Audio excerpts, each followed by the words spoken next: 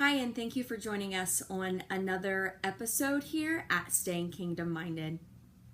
So today's video, we're going to talk about tips for being a Christian youth leader. So whether you've been a youth leader in your community or your church for a month, a year, 10 years, what have you, the amount of time doesn't matter. We believe that these tips will greatly benefit your ministry. Tip number 1. Always go into this endeavor thinking to yourself and knowing in your heart, not my will, but thy will be done. And I will probably beat that scripture to death on this channel as well as my husband, I'm quite certain, because that is how we live our lives daily. So it does not matter what your purpose is. What matters is the purpose for the kingdom and God's will. So keeping that always in the forefront of your brain. Tip number 2, do not become a leader for any of the following reasons. It would be really cool to be a youth leader. Like, I totally want that title. No, wrong. Power. With title comes power. No. Any selfish gain that you have, if when you think about being a youth leader, your head begins to swell, and you become boastful or arrogant, or you have any type of selfish gain, I would strongly recommend that not being a ministry of yours.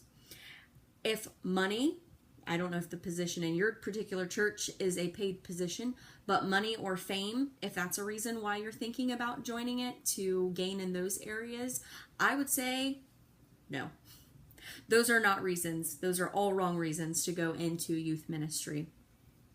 The third tip I have is to pray for your youth, to seek God on their behalf. Each one of them, call them out by name, take their name to the Lord.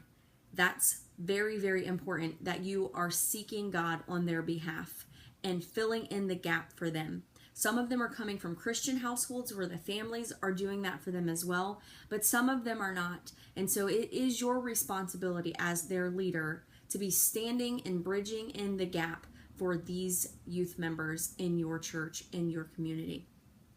Number 4, build genuine relationships with the youth that you're in charge of.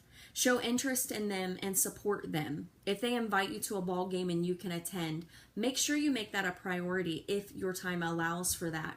They need to know that you are in their corner, that you are there to support them, that you love them, that you're praying for them. They need to know that their youth leader backs them up.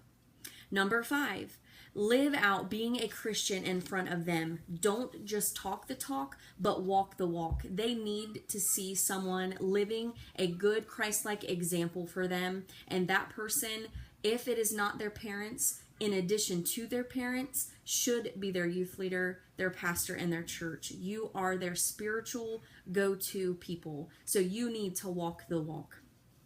Number 6, we strongly recommend staying submitted to the pastoralship in your church. Everyone needs to be submitted to the authority that is placed in their life in every level. That is Bible. Number 7, stay close to God. Keep up on your fasting. Keep up on your praying. And keep up on reading the scripture. Those things are so important. I remember when we took over in this position at our church, we were told, this sounds kind of funny, but we were told different levels, different devils. And of course, there's only one Satan. Of course, there's only one God. We know those things. But the enemy will attack you like never before once you step into a position where teens and youth are looking to you for answers. They're looking to you to be an example for them. So expect that you need to stay prayed up, read up, and fasted up, and ready to fight those spiritual battles that will come your way.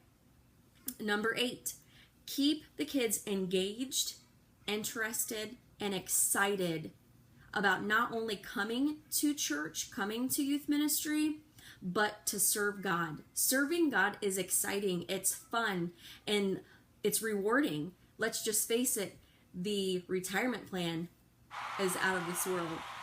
And number 9, communication is key with kids and parents in any ministry, especially when you're dealing with someone else's children. it is crucial that you communicate. If you're taking the kids for an activity, if you're taking them outside of the church building, they need to know where they're going, when they're leaving, when they're returning, need to have contact information for you. Whatever the case may be, make sure that you are communicating. Put yourself in their shoes and imagine what kind of information would I want from my child's youth leader, and then make sure you're providing that to the parents. That tip is very important. And number 10, put Christ first. That should go without saying, but never allow fun and excitement to overrule the main point. Put the first thing first. Have Christ as the foundation of your youth group in your church. Let's face it, it's really his youth group and it's really his church. Put him first. Make him your foundation on the solid rock that will never fade away, and you will have the best youth ministry in your city. Thank you so much for joining in for another video on staying kingdom minded. Looking forward to making another video for you. Have a blessed day.